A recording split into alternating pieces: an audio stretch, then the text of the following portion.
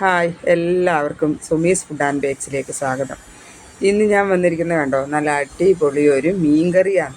മീൻകറിയാന്ന് വെച്ചിട്ട് അത് മീനിട്ട മീൻകറിയല്ല കേട്ടോ, നല്ല അടിപൊളി നല്ല റോബസ്റ്റ കായ് വെച്ചിട്ട് മീൻകറിയുടെ അതേ ടേസ്റ്റിൽ മീൻകറി ഉണ്ടാക്കാം. ഇനി നമുക്ക് മീനില്ലെങ്കിലും മീൻകറി ഉണ്ടാക്കാം കേട്ടോ.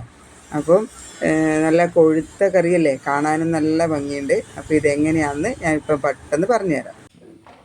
ഉന്തോട്ടാൻ പോലെ കായ് എങ്ങനെയാണ് കറി വെക്കുന്നതെന്ന് കാണിച്ചു നോക്കാം നമുക്ക്.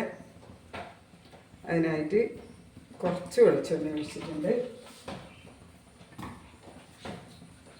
ഒരു 1/4 ടീസ്പൂൺ ഉലുവ ഇട്ട് കൊടുക്കും.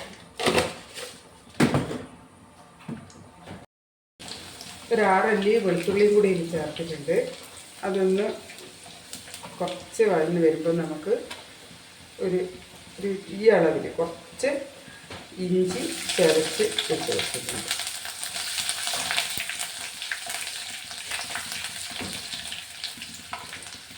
ഇനി അതിലേക്ക് ചെറിയ ഉള്ളിയാണ് ഇട്ടത്. ഒരു 10-20 ചെറിയുള്ളി ചെറുതായി കട്ട് ചെയ്തിട്ട് ഇട്ടിട്ടുണ്ട്.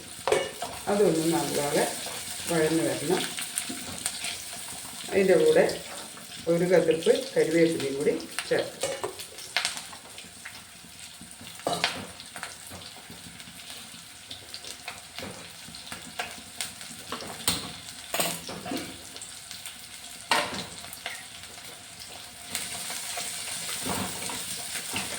നല്ല ഒന്ന് വഴന്ന് വരണം. ഇങ്ങോട്ട് ഇത് ഏകദേശം വഴന്ന് വന്നിട്ടുണ്ട്. ഇനി നമുക്കതിലേക്ക്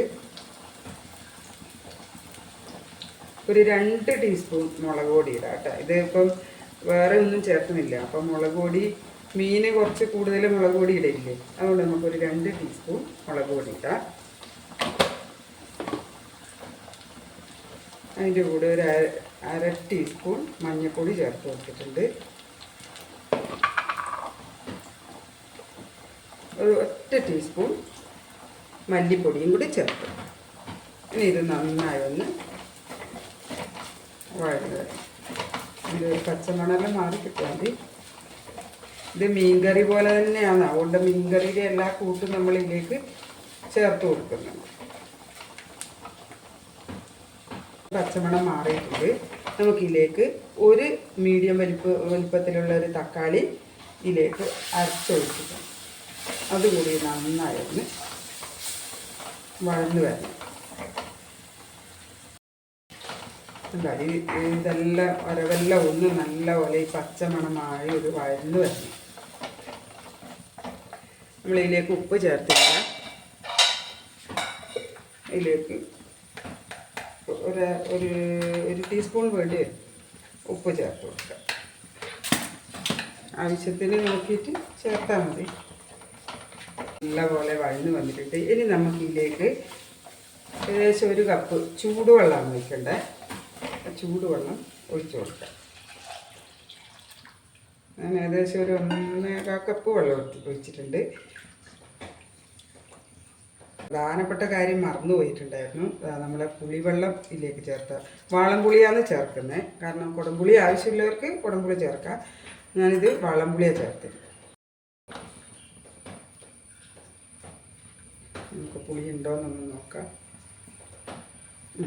ആവശ്യത്തിന് പുളിയുണ്ട്. അപ്പോൾ ഇതൊന്ന് തിളച്ച് വരട്ടെ. ഇത് നമ്മളെ ഈ അരപ്പ് തിളച്ചിട്ടുണ്ട്.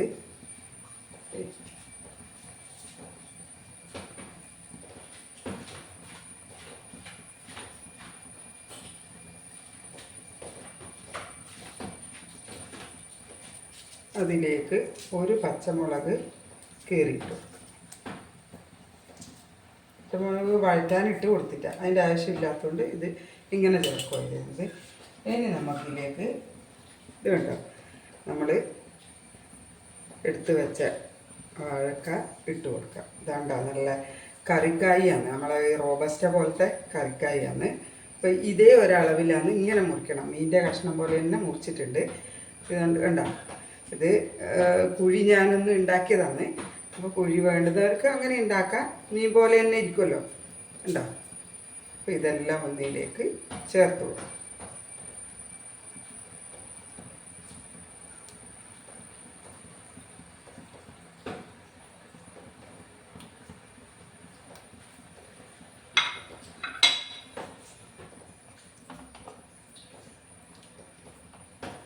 ഇനി ഇത് നമുക്ക് വേവണമല്ലോ, അതൊന്ന് ഹൈ ഫ്ലെയിമിൽ തന്നെ ഇട്ടിട്ട് വേവിക്കുക. ഇത് വേഗം വേവുന്ന കായാണ്, റോബസ്റ്റ പോലത്തെ. അപ്പോൾ അത് ഒന്ന് വെന്ത് വരട്ടെ, അടച്ചു വെക്കാം.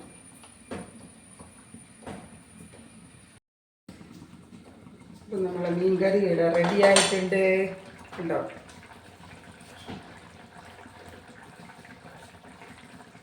നല്ല കൊഴുപ്പോടുകൂടി അടിപൊളി മീൻ കറി ഇവിടെ റെഡി ആയിട്ടുണ്ട്. ഇനി നമുക്കിതിലേക്ക് കുറച്ച് പച്ച വെളിച്ചെണ്ണ ഒഴിച്ച് കൊടുക്കാം.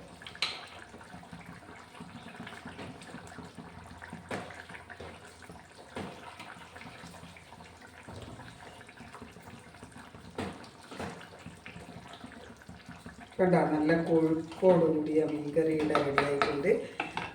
അപ്പം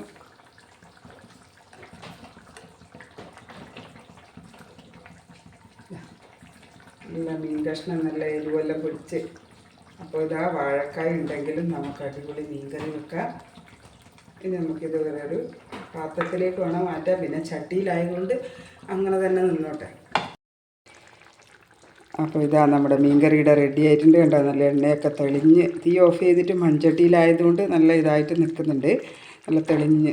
അപ്പോൾ എല്ലാവരും വാഴക്ക വെച്ചിട്ട് ഇതുപോലൊരു മീൻ കറി ഉണ്ടാക്കണം. മീൻ്റെ റെസിപ്പി പോലെ തന്നെയാണ്. അപ്പം എല്ലാവരും ഉണ്ടാക്കുമെന്ന് വിശ്വസിക്കുന്നത്. ഇഷ്ടപ്പെട്ടെങ്കിൽ അതിൻ്റെ ഫീഡ്ബാക്ക് അറിയിക്കാൻ മറക്കരുതേ. ലൈക്ക് ചെയ്യുക, ഷെയർ ചെയ്യുക, സബ്സ്ക്രൈബ് ചെയ്യുക. അതിൻ്റെ കൂടെ ആ ബെല്ലൈക്കൺ കൂടി അടിക്കണേ.